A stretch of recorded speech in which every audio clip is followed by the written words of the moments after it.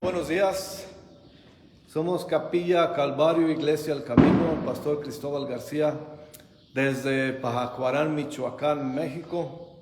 Sean bienvenidos de nuevo y gracias por acompañarnos. Los que ya tienen por costumbre acompañarnos, muchas gracias les damos, y a todos aquellos que nos vean por primera vez, una vez más, estamos aquí en Michoacán, México. Somos Capilla Calvario, Iglesia El Camino.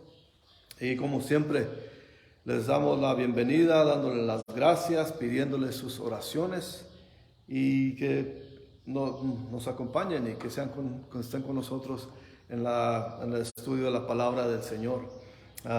Estamos pasando por el libro, la carta a los Efesios. Vamos a empezar el capítulo 4 este día, solamente 6 versículos. Ojalá tengan su Biblia con ustedes. Y si la tienen, busquen en Efesios 4, versículo 1 al 6. Y mientras lo buscan, les paso unos avisos. Primeramente, como siempre, les rogamos que oren por nosotros aquí en Michoacán. Que el Señor haga algo grande aquí, o que salve gente. Es lo que estamos haciendo aquí, predicar la palabra para salvación de la gente. El Señor dijo que fuéramos a todo el mundo a predicar su palabra y hacer gente salva y predicarles la palabra y hacer hijos de Dios por todo donde vayamos. Así que le pedimos que nuevamente oren por nosotros, que nos levante, que el Señor nos ayude en medio del desánimo, de las necesidades, y que nos sostenga y nos dé fortaleza para seguir aquí en este lugar, en esta iglesia, que el Señor traiga gente. Les agradeceríamos mucho por sus oraciones. Y también les digo, como siempre, para aquellos que son nuevos, que este mismo estudio estará en un par de horas en YouTube, en el mismo nombre, de Capilla Calvario, Iglesia El Camino. Así que si le prefieren el YouTube, nos recomienden, y si les gusta este estudio, por favor compartan y recomienden a los demás para que sea más gente orando por nosotros. Básicamente es lo que queremos, que haga mucha oración, porque necesitamos sus oraciones. Y ya con eso pasamos a nuestro estudio de hoy. Son los primeros 6 versículos de Efesios 4. Vamos a leerlo y después pasaremos al estudio. Dice la palabra del Señor: Yo pues, preso en el Señor, os ruego que andéis como es digno de la vocación con que fuisteis llamados, con toda humildad y mansedumbre, soportándoos con paciencia los unos a los otros en amor, solícitos en guardar la unidad del Espíritu en el vínculo de la paz, un cuerpo y un espíritu, como fuisteis también llamados en una misma esperanza de nuestra vocación, un Señor, una fe, un bautismo, un Dios y Padre de todos, el cual es sobre todos y por todos y en todos. Pero cada uno de nosotros fue dada la gracia conforme a la medida del don de Cristo. Le di uno más, nada más para hacer el contexto, pero vamos a estudiar hasta el versículo 6. Señor, le damos gracias por este día, por esta mañana, que tenemos el privilegio de venir a alabarlo, Señor, y a estudiar su palabra. Como siempre le pido, Señor, que su Espíritu Santo nos llene, que nos enseñe en este estudio de esta mañana, de este domingo, que somos privilegiados en venir libremente, Señor, a estudiar lo que tiene para nosotros este día, Señor. Por favor, manifiéstese por medio de su palabra, sea con nosotros aquí, los que están a la distancia también. Le pedimos, Señor, que nos hable, por favor, Señor. Predíquenos, enséñenos, ministrenos, Señor. Se lo pedimos con todo nuestro corazón, en el nombre de Jesucristo, nuestro Señor y Salvador. Amén. Bueno, los que han estado con nosotros en este estudio desde el principio, más o menos saben de lo que hemos venido estudiando, pero para aquellos que no han estado con nosotros, antes de empezar con este capítulo 4, debemos notar el balance en esta carta que Pablo manda a los Efesios. Los primeros 3 capítulos lidia o trata con doctrina, básicamente. Las riquezas que tenemos en Cristo. Mientras que los últimos 3 capítulos que vamos a empezar hoy, del 4 hasta el 6, explica el deber y nuestra responsabilidad en Cristo. No andar, como dice lo que va a decir aquí Pablo en el versículo 1 de este capítulo 4, andar es como caminar.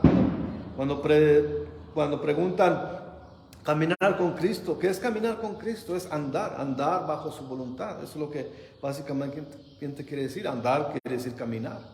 Y espiritualmente andando, caminando con Cristo. Mientras que la idea en la primera parte que acabamos de estudiar la semana pasada era acerca de la riqueza y el poder que tenemos disponible en nuestro Señor Jesucristo.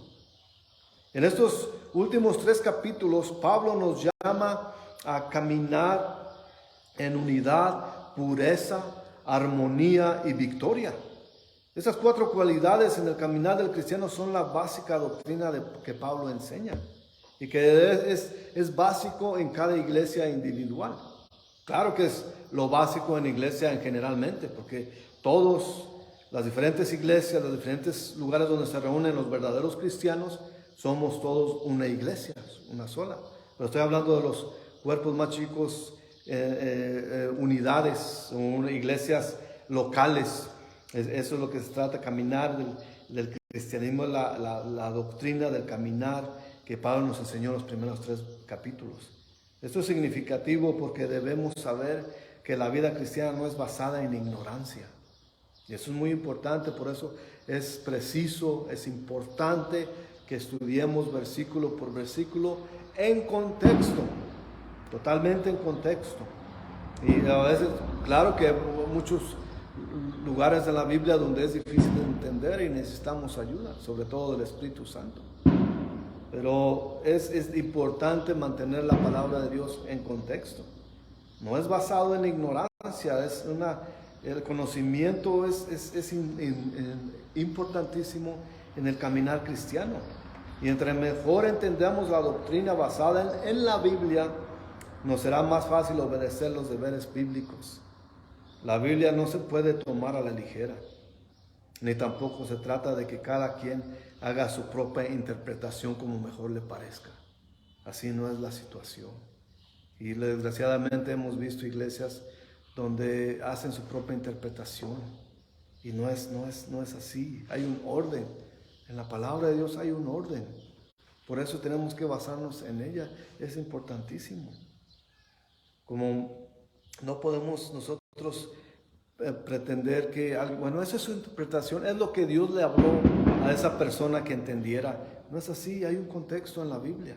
Por eso tenemos que, y no es atacar a aquellas iglesias, desgraciadamente, que son mal enseñadas, que son mal instruidas, que son instruidas básicamente por emociones, emocionalismo, que es más, se trata de emocionalismo y la palabra de Dios la hace en un lado y es pura emoción y pura emocionalismo y no acatan, no reciben lo que la palabra en verdad es. Por eso es importante.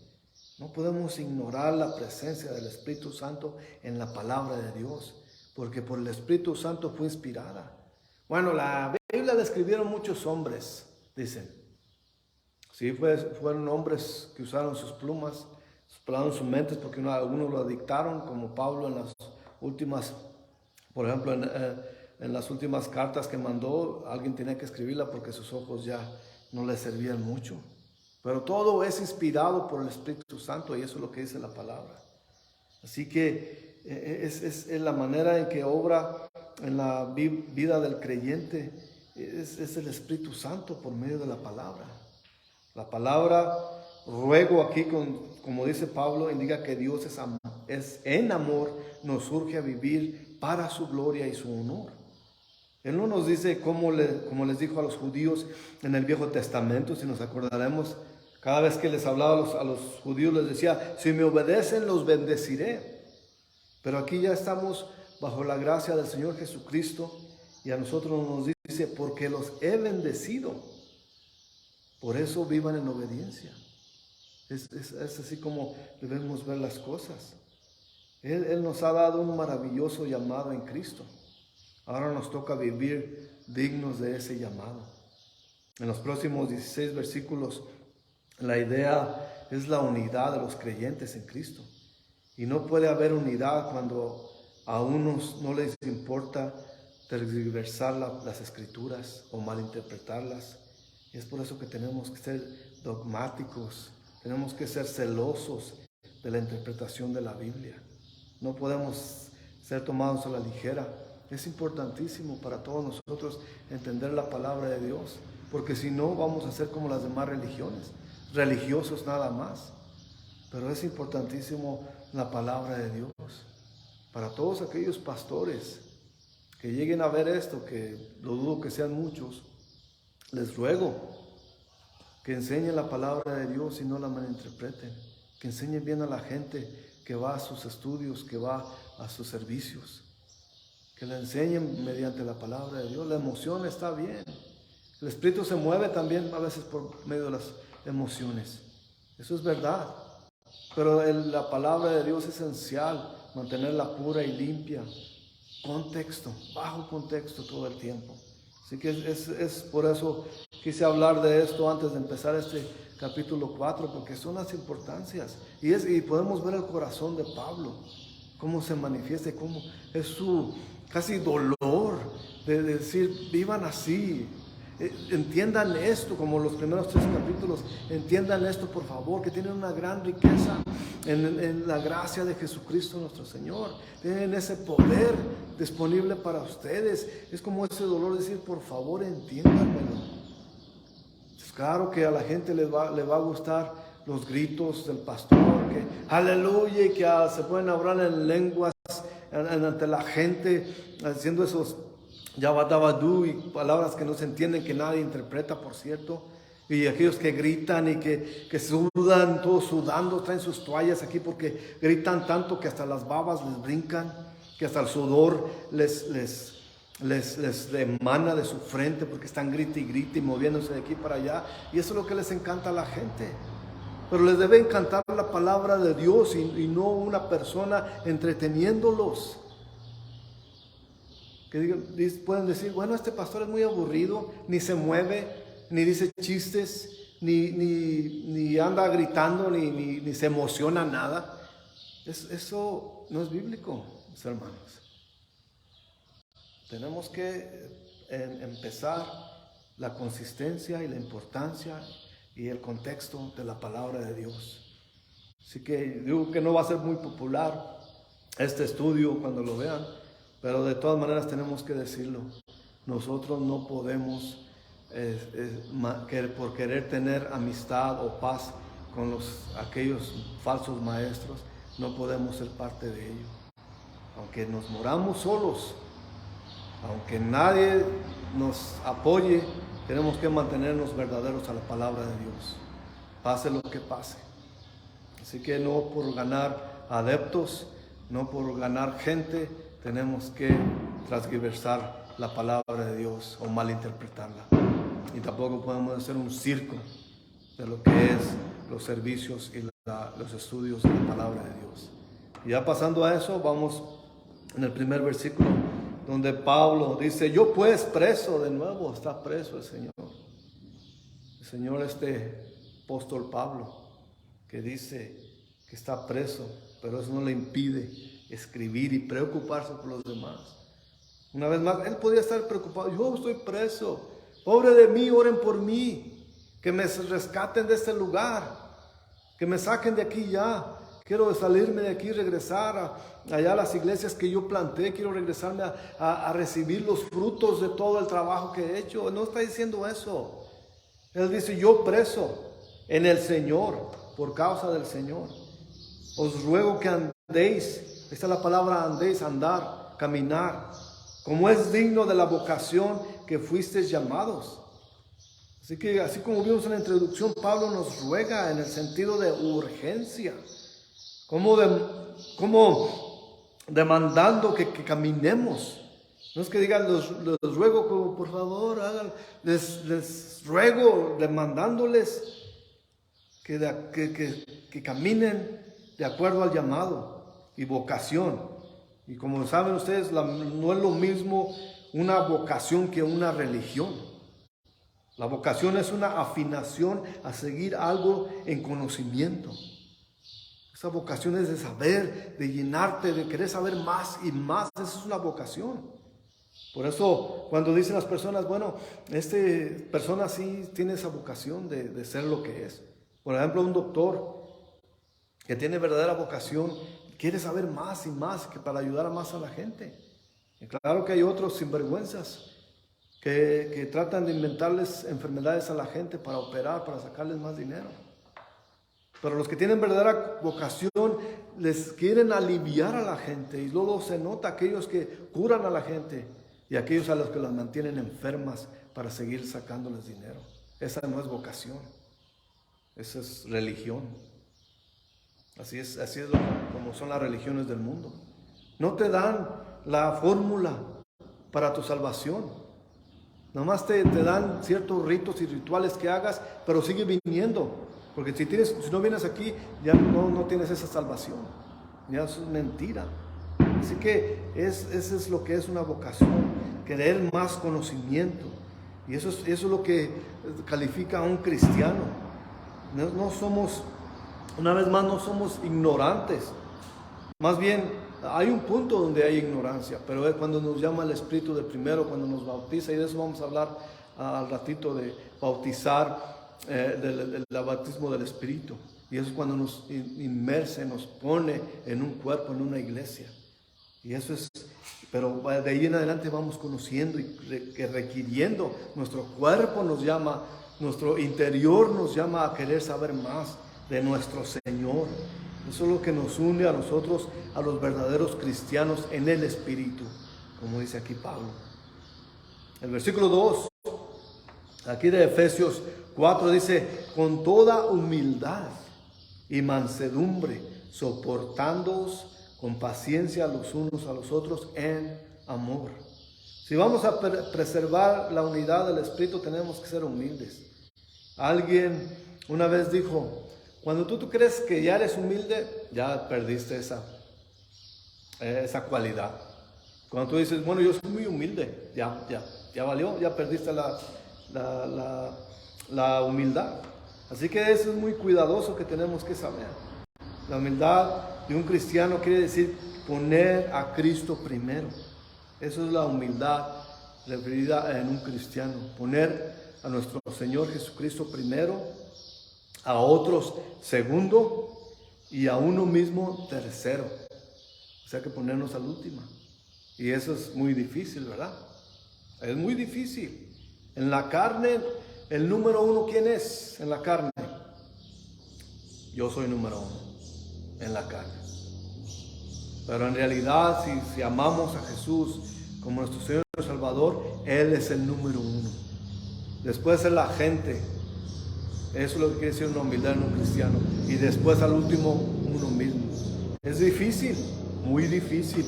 Tenemos que admitirlo. Y la persona que diga que no es difícil, ya tiene una rueda aquí arriba, ya hace un salto de plano. Pero es difícil, solo en la carne no podemos hacer eso.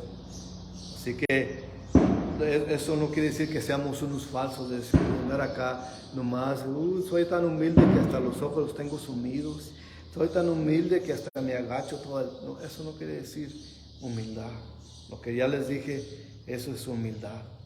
Nos conocemos y nos aceptamos. La falsa humildad quiere decir cuando no reconocemos nuestros dones que Dios nos ha dado. Y tenemos que reconocernos y aceptarnos.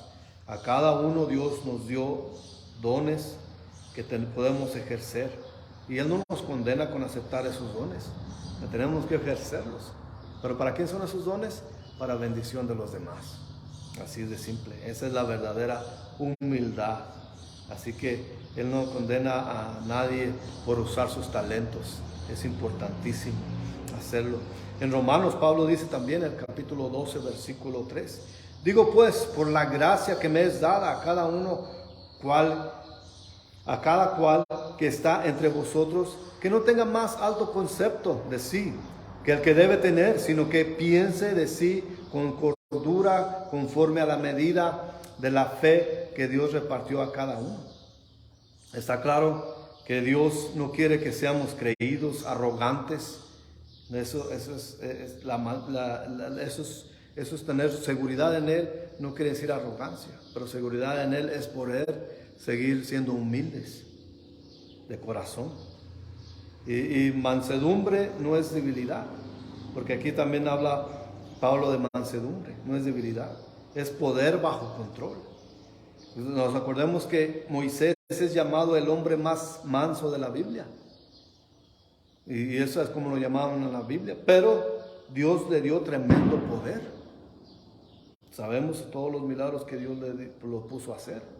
También nuestro Señor en Mateo 11:29 habla de que Él es manso y humilde de corazón.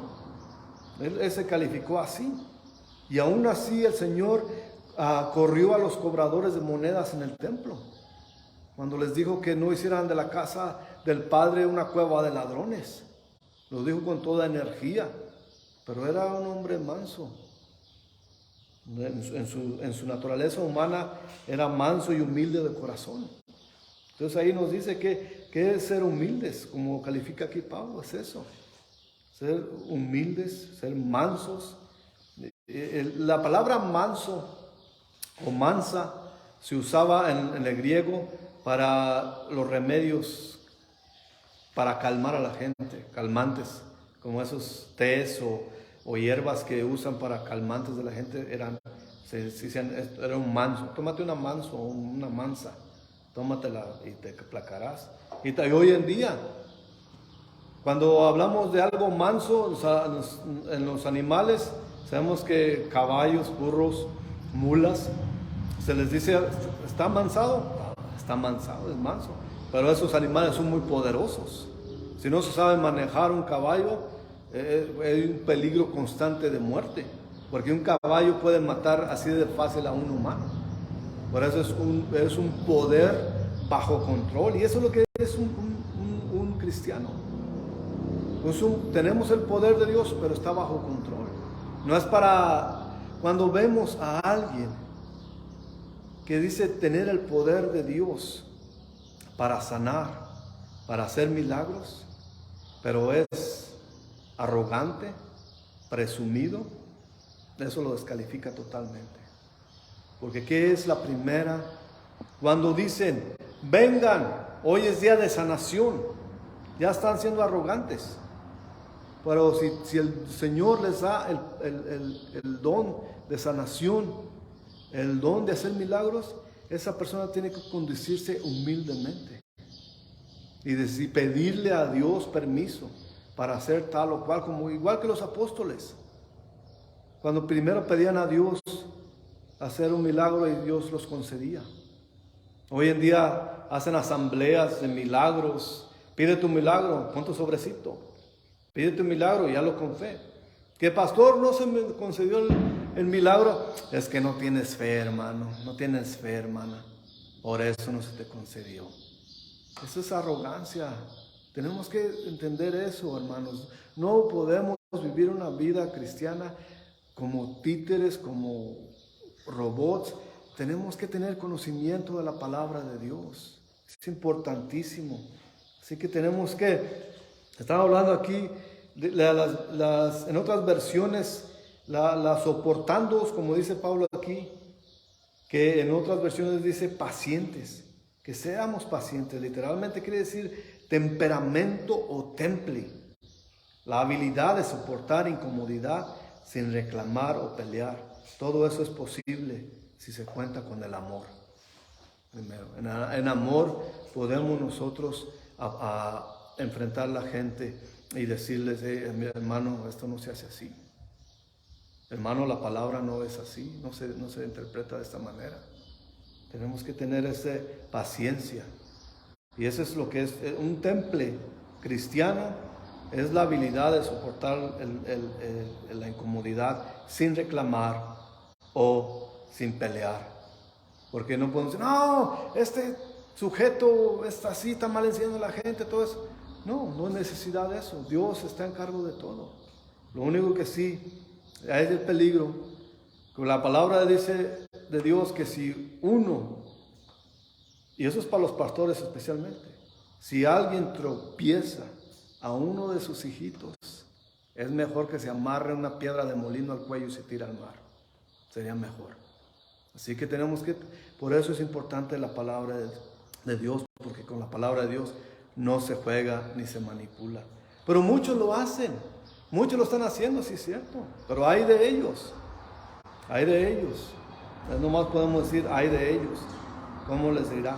Pero volviendo aquí al contexto de nuestro estudio, eso de soportándoos, como dice Pablo en 1 Corintios 13:4, el amor es sufrido, es benigno, el amor no tiene envidia, el amor no es jactancioso y no se envanece. Es importantísimo saber. También Pablo está describiendo frutos del Espíritu en Gálatas 5, 22, 23, es lo que está hablando aquí en Efesios 4. Mas el fruto del Espíritu es amor, gozo, paz, paciencia, benignidad, bondad, fe. Y dice el 23, mansedumbre, templanza. Contra tales cosas no hay ley. Ahí es donde viene cuando les dije la templanza. Hay que tener el temple para ser cristiano.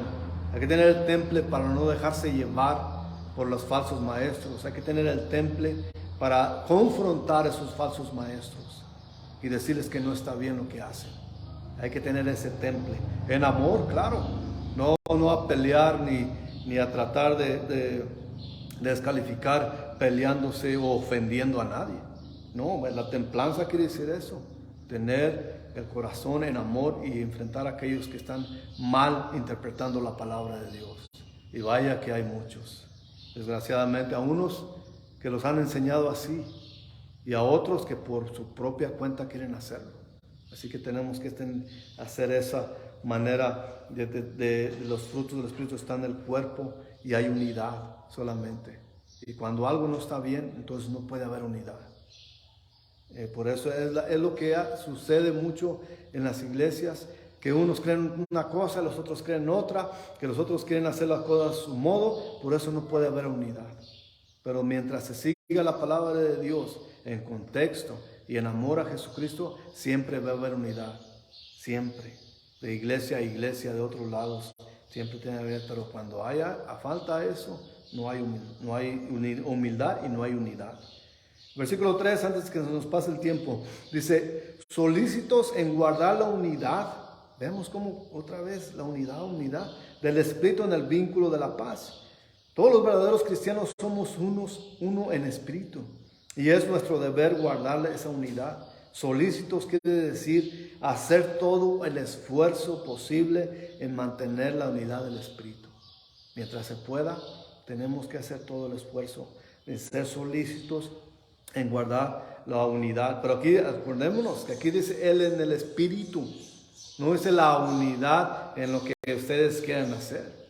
Si tenemos el Espíritu, entonces vamos a ser unidos. Pero cuando no hay el Espíritu, entonces no hay unidad.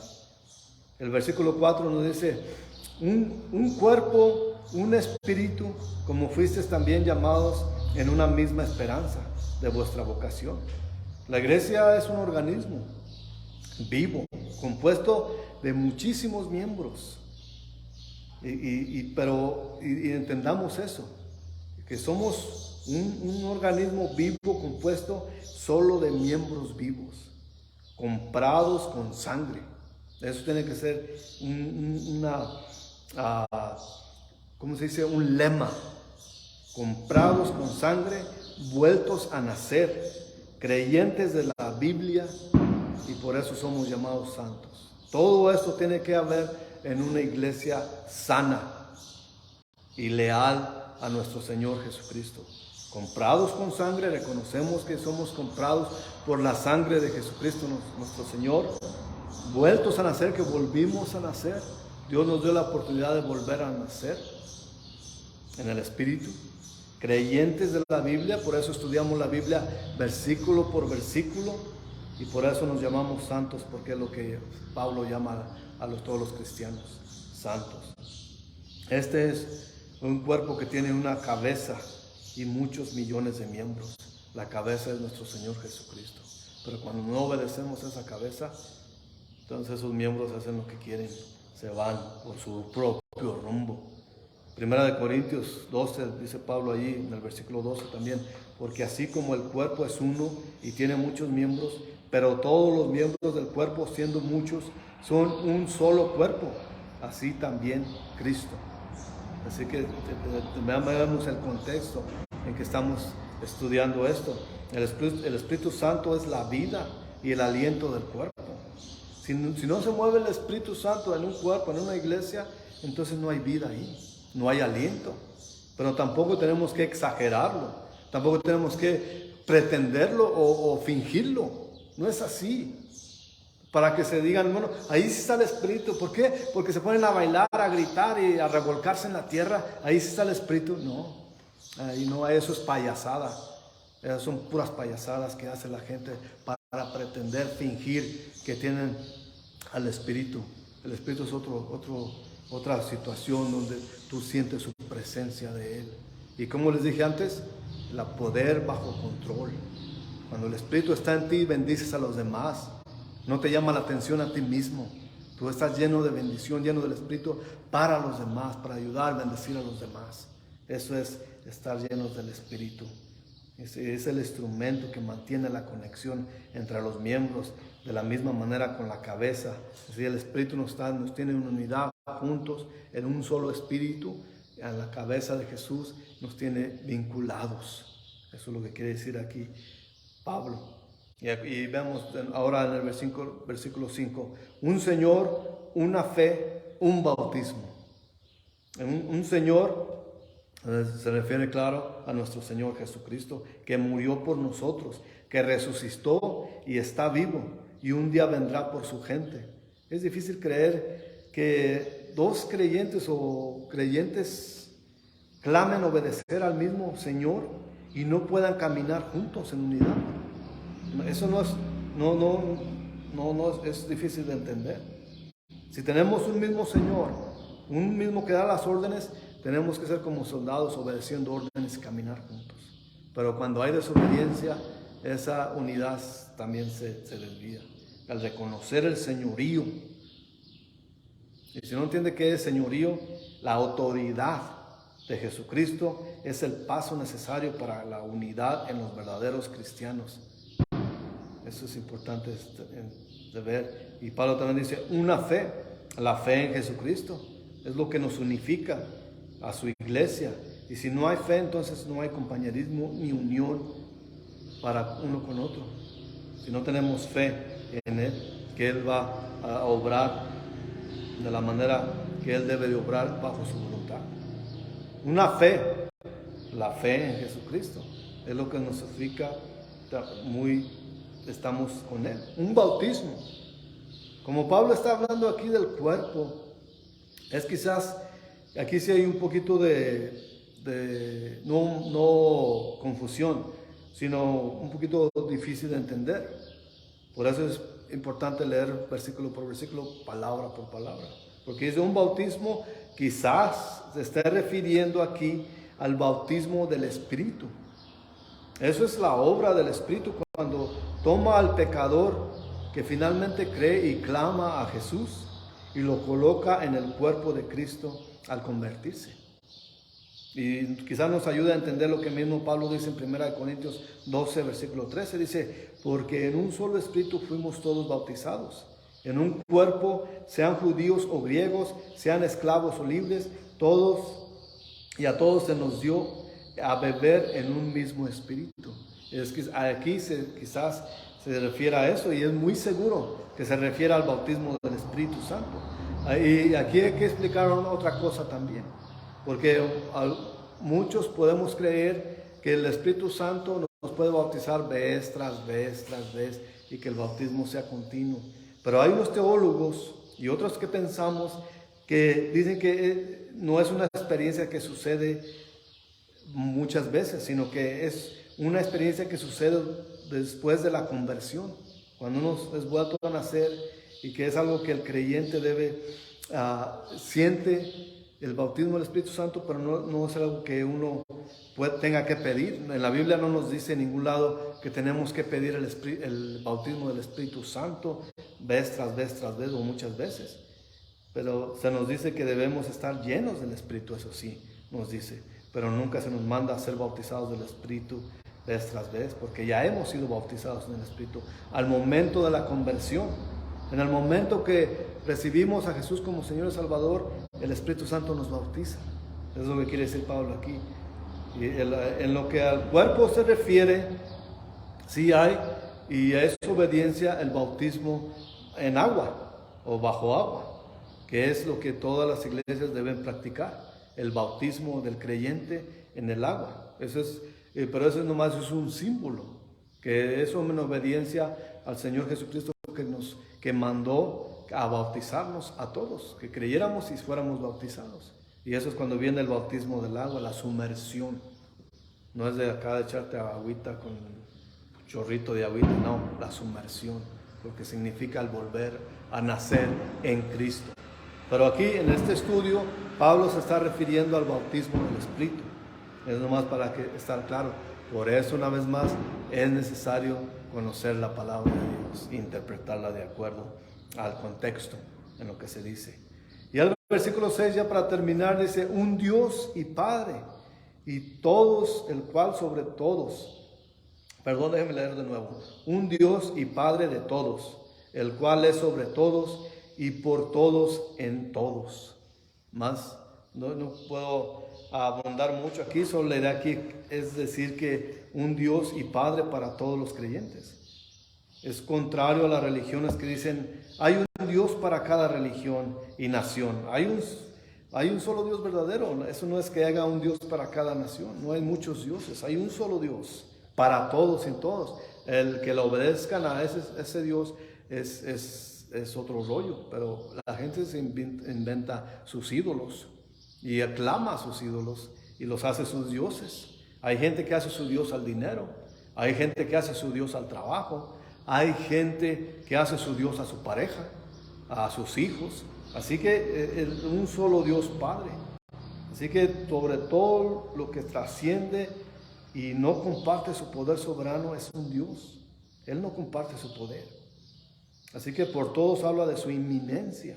En todos y la habilidad que Él solo posee, que Él solo tiene. Así que tiene para estar en cada uno de los creyentes, que a su vez tiene una relación personal con cada uno de nosotros. Es lo que está sobre todo, todos y todos. Este Dios es tan poderoso y solamente Él tiene el poder, que Él puede tener una relación con cada uno de nosotros individualmente. Ese es nuestro gran Dios. Nosotros tenemos esa bendición que este Dios nuestro, a que nosotros adoramos, tiene la habilidad de tener una relación personal con cada uno de nosotros. ¿No es maravilloso eso? Que nosotros podemos venir a Él. Porque al morir Jesús, cuando se rompió el telón en el templo, podemos tener acceso al lugar más santísimo. Eso quiere decir que podemos venir personalmente. No necesitamos a nadie ni a nada para venir al Dios Todopoderoso a sus pies. Eso es lo más hermoso que podemos ver en esto. Este estudio está muy lleno de jugo, de carnita, está muy sabroso. Y perdón a aquellos que, como les dije, que están impuestos a gritar a los pastores, y aquí no gritamos, aquí solamente proclamamos la palabra. Así que aquí por una razón Pablo le preocupa mucho que los cristianos no rompieran la unidad del Espíritu. Y eso pasaba cuando aceptaban falsas doctrinas. Era lo que tenía miedo Pablo, que se aceptaran falsas doctrinas. Y un poquito antes de terminar, pueden leer en Romanos 16, 17, 20, cuando Pablo también les dice a los que tengan cuidado con aquellos que tienen divisiones, que meten divisiones en la iglesia. Así que la única división que tenemos que tener cuidado es de aquellos que vienen con falsas doctrinas. Y por eso tenemos que tener cuidado. También el apóstol Juan compartía la misma preocupación. No les leo Romanos 16, de 17 a 20, porque está un poquito larguito y ya tenemos corto tiempo, pero La situación aquí es cuidarnos de los falsos maestros. Y aquí también Juan, nomás un versículo dice, segunda de Juan, versículo 6, dice, y este es el amor, que andemos según sus mandamientos. Este es el mandamiento, que andéis en amor, como vosotros habéis oído desde el principio. Así que es el amor. La iglesia local como individual no puede aceptar que se malinterprete la Biblia, una vez más, ni que se enseñen falsas doctrinas. No se puede hacer ni para mantener la paz. Bueno, no hay que pelearnos. Él cree esta cosa, ella cree esto, ellos creen esto. No hay que pelear, hay que mantener la paz. De eso no está hablando. Estamos hablando de mantener la paz, que no se hable las falsas doctrinas, que no se malinterprete la Biblia. Es de lo que se está hablando aquí. En Santiago 3:17 dice, pero la sabiduría que es de lo alto es primeramente pura, después pacífica, amable, benigna, llena de misericordia y de buenos frutos, sin incertidumbre ni hipocresía. Eso es muy importante. La iglesia sana cuenta con sana doctrina y fe en Jesucristo, y eso conlleva el amor y la unidad. Eso es lo que tenemos que entender nosotros. Palabra, solo la sola escritura, la sola fe, la sola gracia. Eso es solamente 3 de las 5 que mencionó Martín Lutero. Pero eso es lo que tenemos que aferrarnos, hermanos.